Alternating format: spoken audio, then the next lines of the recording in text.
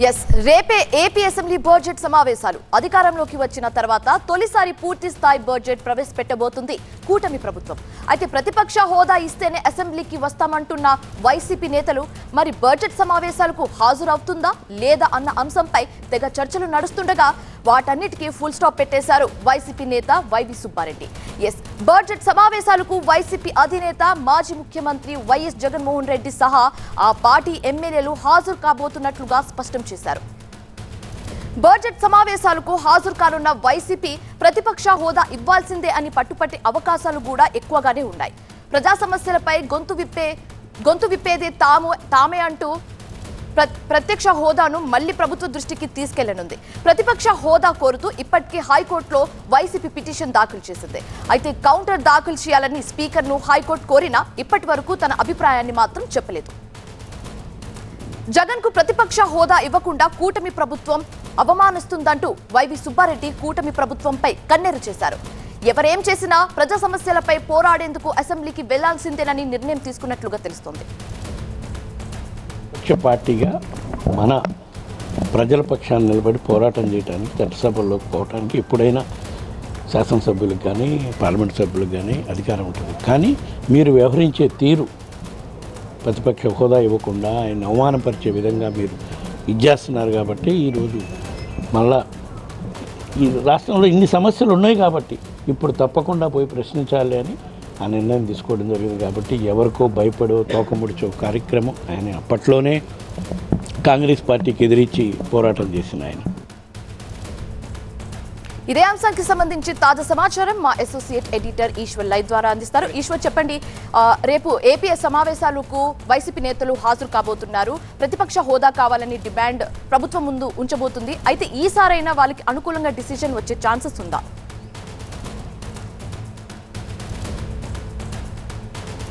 ప్రతిపక్ష హోదా అన్నది ప్రజలే నిర్ణయించాలి. అది స్పీకర్ ఇచ్చేది కాదు, ప్రజలు ఇచ్చే అధికారాన్ని అంటే నెంబర్ ఆఫ్ ఎమ్మెల్యేస్ని పట్టే ఇస్తారు తప్ప అలాంటి ప్రొసీజర్స్ అయితే ప్రస్తుతానికి ఫాలో అవుతున్న ప్రొసీజర్స్ అవే కదా అన్నది వీళ్ళు చెప్తుంది. వాస్తవానికి ఆంధ్రప్రదేశ్ అసెంబ్లీ అంటే దేశంలో ఇతర రాష్ట్రాలకి మిగతా రాష్ట్రాల అన్నీ కూడా ఫోకస్ ఆంధ్రప్రదేశ్ అసెంబ్లీ మీద ఉంటుంది. ఎందుకంటే పొలిటికల్ డామినెన్స్ ఆ స్థాయిలో ఉంటుంది. పర్టికులర్గా ఇక్కడ అనేక కారణాలు, రెండు ఫ్యామిలీల మధ్య కావచ్చు, రెండు కమ్యూనిటీస్ మధ్య వార్ కావచ్చు, డామినెన్స్ వార్ కావచ్చు, ఇట్లాంటి అనేక రకాల అంశాలతో అందరి దృష్టి ఆంధ్రప్రదేశ్ అసెంబ్లీ మీద ఉంటుంది. సాధారణంగా అంత ఆసక్తికరంగా అసెంబ్లీ జరుగుతూ ఉంటుందన్న చర్చ పెద్ద ఎత్తున దేశం మొత్తం మీద నడుస్తుంది. ఇట్లాంటి నేపథ్యంలో రేపు జరగబోయేదానికి జగన్ వస్తారా లేదా అన్న పెద్ద ఎత్తున చర్చ జరిగింది. అయితే రేపు ఆయన వస్తున్నారు అన్నది వైసీపీ నుంచి ఇప్పటికే స్పష్టత వచ్చింది. కాబట్టి ప్రధానంగా అధికార పార్టీ ఆరోపిస్తుందంటే కేవలం ప్రజా సమస్యల మీద చిత్తశుద్ధితో ఆయన అసెంబ్లీకి రావడం లేదు, ఆయన అభ్యర్థిత్వం క్యాన్సిల్ అవుతుందనే ఉద్దేశంతోనే కేవలం ఒక్కరోజు హాజరవడానికి మాత్రమే ఆయన అసెంబ్లీకి వస్తున్నారు. గవర్నర్ ప్రసంగానికి మాత్రమే హాజరవుతారు.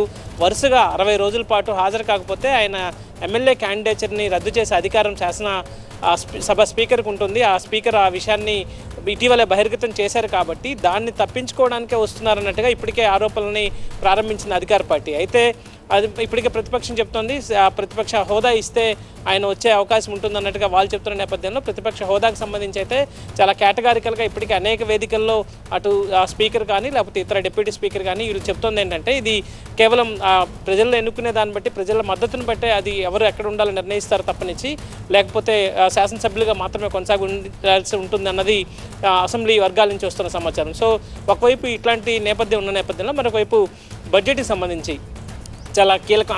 అందరి దృష్టి కూడా ఆంధ్రప్రదేశ్ రాష్ట్ర బడ్జెట్ మీద ఉంటుంది. ఎందుకంటే ఆంధ్రప్రదేశ్ ఇప్పుడు ఎకనామికల్గా లేకపోతే ఫైనాన్షియల్గా చాలా తీవ్రమైన ఆర్థిక సంక్షోభంలో ఉన్న రాష్ట్రం. ఈ రాష్ట్రాన్ని ముందుకు తీసుకెళ్ళడానికి ఎట్లాంటి వైఖరితో ముందుకు వెళ్ళే అవకాశం ఉంటుందన్న దృష్టి అందరి దృష్టి మరొకసారి ఆకర్షించే అవకాశం ఉంటుంది.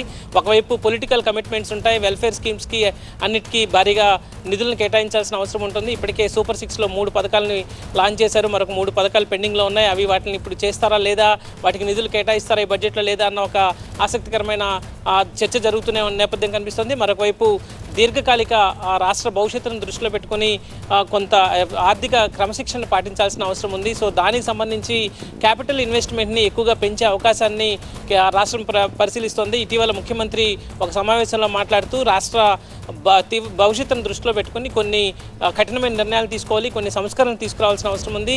ఖచ్చితంగా పొలిటికల్ కమిట్మెంట్స్ నెరవేర్చాల్సిన అవకాశం కూడా ఉంది. అట్లాంటి అవసరం ఉన్నప్పటికీ కూడా అంతకు మించి రాష్ట్ర భవిష్యత్తుని ముందుకు తీసుకెళ్లాలి కాబట్టి ఆ దిశగా మనం ముందుకు వెళ్లాల్సిన అవసరం ఉంది అన్నట్టుగా ముఖ్యమంత్రి చెప్పడం జరిగింది. సో ఈ నేపథ్యంలో ఈ రెండింటికి సంబంధించి ఎట్లా బ్యాలెన్స్ చేస్తారు అన్నది ఒక తీవ్రమైన ఆసక్తిగా కనిపిస్తుంది. రేపు ఉదయం 10 గంటలకి అసెంబ్లీ ప్రారంభమవుతుంది.